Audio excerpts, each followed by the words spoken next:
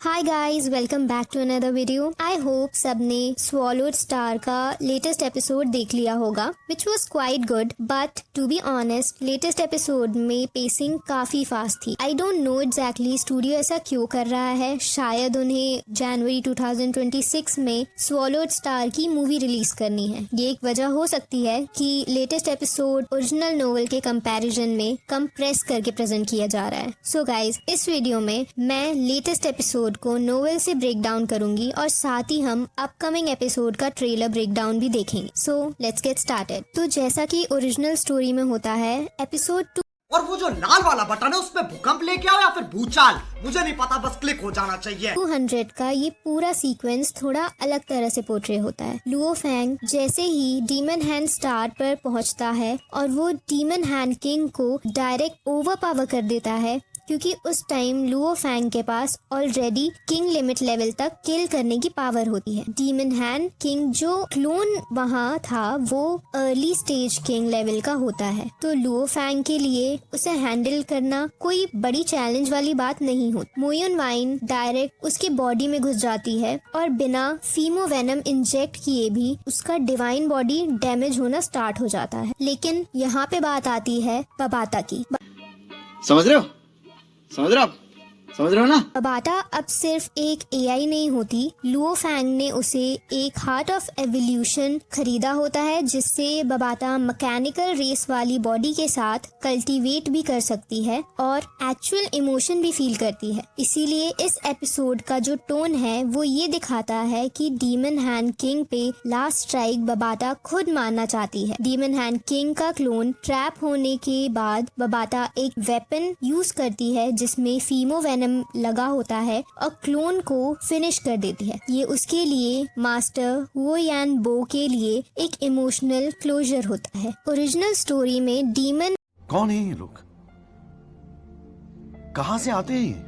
Hand king का clone actually उसकी full strength का सिर्फ एक स्मॉल पार्ट होता है। डीमन हैंड किंग का 40% divine body demon hand star पर होता है और रिमेनिंग 60% बॉर्डर रीजन में होता है, जहां वो मिलियन ईयर्स तक डोरमेंट रहकर कमबैक प्लान कर रहा होता है। इसका मतलब ये है कि इस क्लोन के मरने के बाद भी वो पूरी तरीके से डेड नहीं होता। वो यान बो का रियल रिवेंज बाद में होता है, जब वो रीशोरेक्ट होगा और 3 एरास तक डीमन हैंड किंग को चेस करेगा। जब हु यान बो कॉस्मिक वेनरेबल बन जाता है, तब जाके demon hand king finally completely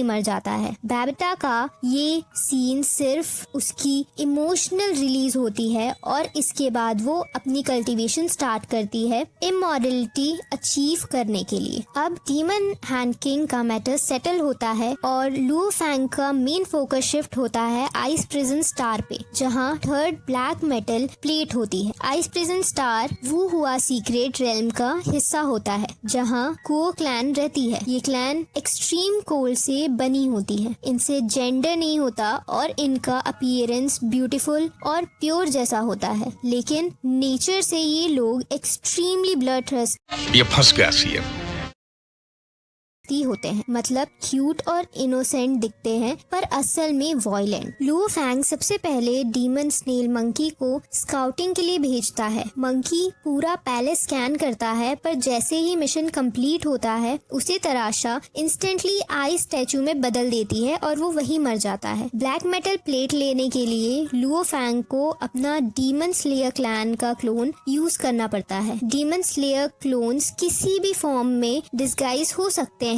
और कुओ क्लैन जैसे ऑरा रिक्रिएट कर सकते हैं। लुओ फैंग बेफा के रूप में ट्रांसफॉर्म होता है और पैलेस में आसानी से मिक्स और वो जो लाल वाला बटन है उसपे भूकंप लेके आओ या फिर भूचाल, मुझे नहीं पता, बस क्लिक हो जाना चाहिए। हो जाता है। त्रासा और यूवो दोनों उसकी आइडेंटिटी डिटेक्ट नहीं कर पाते और डिस्ट्रैक्शन के बाद Luo Feng black metal plate successfully ले लेता है। प्रॉब्लम तब शुरू होती है जब तरासा रियल बेफा से मिलती है। उसे तब समझ आ जाता है कि जो पहले उसे मिला था वो एक इम्पोस्टर था। कुओ क्लैन का रूल बहुत सिंपल होता है कि उन्हें अगर कोई भी एक्सटर्नल रेस दिखती है तो वो उसको तुरंत मार देते हैं और इसी इसीलिए लुओ फैंग का डीमन स्लेयर क्लोन तुरंत हाई स्पीड से भागता है, लेकिन तरासा उसको ट्रैक कर लेती है। तरासा इनविंसिबल किंग लेवल की होती है, लेकिन डीमन कौन है ये लोग?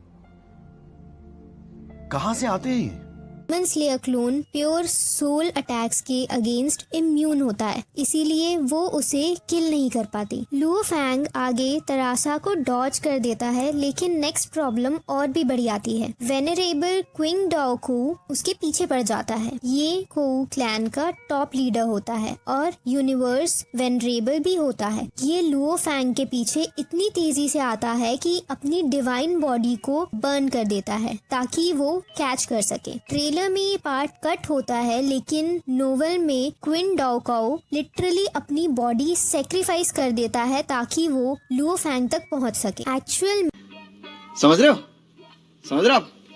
हो ना? में लो फैंग ने black metal plate already shift कर दिया होता है। मतलब कुओ क्लैन को लगता है कि वो उनकी प्लेट लेकर भाग रहा है, पर असली में प्लेट सेफ लुओ फैंग के पास होती है। लेकिन ट्विस्ट तब आता है जब वेनरेबल जी डुआओ काओ फ्रंट में आ जाती है। वो दूसरों की तरह ब्रूट फोर्स से नहीं लड़ती। उसने ब्लैक मेटल प्लेट पे एक सोल इम्प्रिंट लगा रखा होता है। सोल इम्प्रिंट की वजह से चाहे लुओ फैंग कितना भी डिस्गाइज यूज करे, पर प्लेट का लोकेशन ट्रैक हो जाता है और इसी से पूरी आइडेंटिटी एक्सपोज हो जाती है। इसके बाद ये फंस गया सीएम। लुओ फैंग को कैप्चर करके कुओ क्लैन के सेंटर में ले जाया जाता है। क्विन डाओ काओ और जी डाओ काओ दोनों को माउंटेन सिटिंग गेस्ट का रूल फॉलो करना होता है। रूल ये होता है कि अगर कोई ब्लैक मेटल प्लेट चुराए और वो लिविंग बीइंग हो तो उसे मारना अलाउड नहीं होता। रूल के मुताबिक उसे डायरेक्ट आइस प्रिजन में डाला जाता है। लुओ फैंग को टोटल 5 ब्लैक मेटल प्लेट और 9 ट्रिब्यूलेशन सीक्रेट मैनुअल के लिए 3 मेजर ट्रायल से गुजरना होता है। ये था आज का एपिसोड 200 का original novel based detailed breakdown. अब हम देखते हैं अपकमिंग एपिसोड का ये फंस गया सीएम। Trailer breakdown. तो जैसा कि हम ट्रेलर में देखते हैं, लुओ फैंग आइस प्रिजन के अंदर एंटर करता है और ये प्लेस नॉर्मल डेंजरस लोकेशन नहीं होती। ये पूरे आइस बेल्ट की सबसे खतरनाक जगह होती है, जहां हर सेकंड डेंजर ही डेंजर होता है। यहाँ टोटल 863 लोग बचे होते हैं और ये सब लोग इमॉर्टल किंग होते हैं। इनमें से सबसे पावरफुल होते हैं 5 जायंट्स और उनके बाद आते हैं 10 किंग्स। 5 जायंट्स सबसे इनविंसिबल किंग लेवल के होते हैं और 10 Kings quasi invincible king level के। और ट्रेलर ये क्लियर कर देता है कि लुओ फैंग और वो जो लाल वाला बटन है उसमें भूकंप लेके आओ या फिर भूचाल, मुझे नहीं पता, बस क्लिक हो जाना चाहिए। को यहाँ मल्टीपल ओपोनेंट्स मिलने वाले हैं और सिल्वर आइज जो रैंक 2 पे होता है वो भी लुओ फैंग के सामने आएगा। आइस प्रिजन ओरिजिनली एक ऐसी जगह थी जहाँ 12,000 इमॉर्टल किंग्स को बंद किया गया था। इतने लंबे समय तक फाइट्स होती हैं और अब इसका रिजल्ट ये होता है कि सिर्फ उस प्रिजन में 863 लोग ही सरवाइव कर पाते हैं। यहाँ सभी कैरेक्टर्स किंग लेवल के होते हैं और जो सबसे बॉटम पे होता है वो हाई रैंकिंग किंग लेवल के होते हैं और जो रैंकिंग लिस्ट होती है आइस प्रिजन के अंदर वो 5 जायंट्स में से एक टियान लैंग ने लिखी होती है। समझ रहे हो ना? अब सबसे बड़ा सवाल उनके सामने ये होता है कि वो इस प्रिजन से बाहर कैसे निकले। इसके सिर्फ 2 तरीके होते हैं। पहला तरीका ये है कि कोई कॉस्मिक वेनरेबल लेवल की पावर हाउस आए और पर्पल रोब और ग्रीन रोब गार्डियन को रिक्वेस्ट करे वो उनके डिसाइपल को रिलीज कर दे। दूसरा तरीका होता है आइस प्रिजन के अंदर 10,000 टोकन कलेक्ट करना। लेकिन इतने सारे अपोट्स बीत गए, आज तक एक बंदा भी इस टास्क को कंप्लीट नहीं कर पाया। इसीलिए ये place literally almost impossible to escape zone बन चुका है। जैसे ही लुओ फैंग आइस प्रिजन और वो जो लाल वाला बटन है उसमें भूकंप लेके आओ या फिर भूचाल, मुझे नहीं पता, बस क्लिक हो जाना चाहिए। में लैंड करता है, तुरंत उस पर पीछे से अटैक होता है। ये अटैकर होता है सोल डिवोरिंग बीस्ट, जो रैंक 102 पे होता है और किंग लेवल के लिमिट तक पहुंचता है। इसके पास 2 नेचुरल एबिलिटीज होती हैं, क्लोन टेक्निक और सोल डिवोरिंग टेक्निक। ट्रेलर में ये दिखता है कि सोल डिवोरिंग बीस्ट पीछे से लुओ फैंग को किल करने की कोशिश करता है, लेकिन लुओ फैंग का एक्सपीरियंस और उसका पावर लेवल इस क्रिएचर से बहुत ज्यादा होता है। वो सिंपली अपना सोल ब्लेड और 6 सीलिंग स्टार यूज करके इस बीस्ट को हैंडल कर लेता है, लेकिन क्योंकि इस क्रिएचर के पास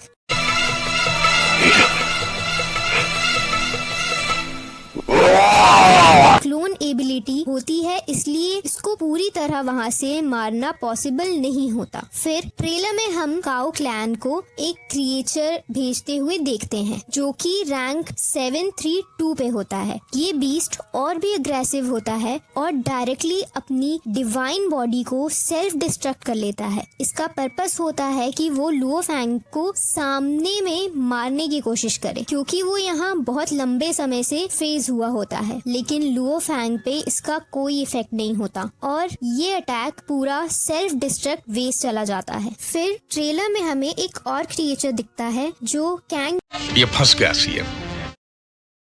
जियांग क्लैन से होता है और रैंक 611 पे होता है। ये क्रिएचर भी लुओ फैंग पर अटैक करता है और लुओ फैंग उसका एक बड़ा पोर्शन डिस्ट्रॉय कर देता है, लेकिन इस बार लुओ फैंग उसको मारता नहीं है, क्योंकि इस क्रिएचर से आइस प्रिजन के स्ट्रक्चर के बारे में इंफॉर्मेशन लेनी होती है। यहाँ से लुओ फैंग को पता चलता है कि आइस प्रिजन एक्चुअल में 5 बड़े रीजन में डिवाइड होता है। Eastern ice prison, western ice prison, IC, south ice prison और नॉर्थ आइस प्रिजन। हर रीजन का एक किंग होता है जिसे 5 जाइंट्स बोलते हैं। ये 5 जाइंट्स होते हैं ब्लड डॉग, और वो जो लाल वाला बटन है उसमें भूकंप लेके आओ या फिर भूचाल, मुझे नहीं पता, बस क्लिक हो जाना चाहिए।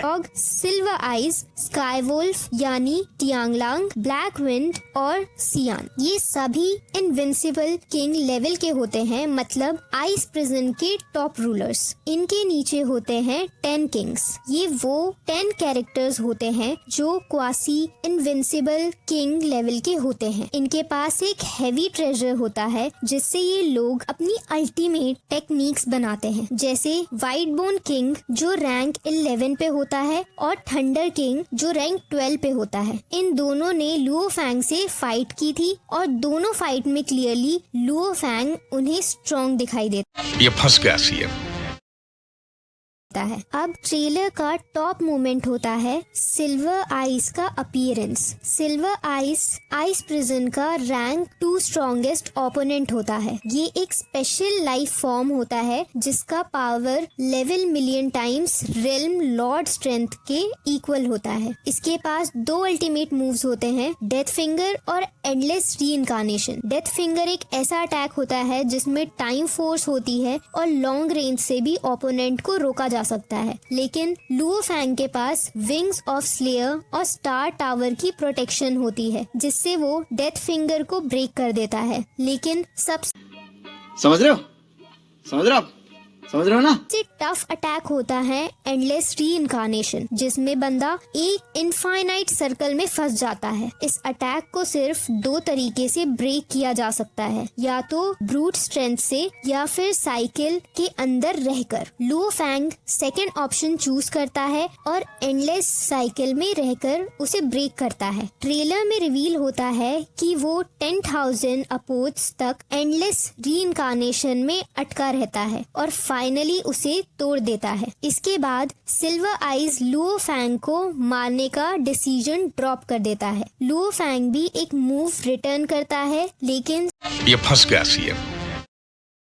सिल्वर आइस का साइज इतना मैसिव होता है कि उसका डैमेज बहुत माइनर होता है। एंड में दोनों एक डील करते हैं जिसमें लुओ फैंग एक एनोनिमस सेंसर देकर एक हैवी ट्रेजर ले लेता है। ट्रेलर के लास्ट में हम टियांगलांग को देखते हैं जो आइस प्रिजन का रैंक 3 स्ट्रॉन्गेस्ट किंग होता है। ये वुल्फ टाइप क्रिएचर होता है जिसे बहुत कनिंग माना जाता है। ये काम रहकर अपने मोटिव छुपाता है। इसका मेन गोल ये होता है कि ताकि वो सेंसर हासिल करके आइस प्रिजन से निकल सके। ट्रेलर के एंड में ये क्लियर होता है कि लुओ फैंग आइस प्रिजन में टोटल 2000 ईयर्स रहेगा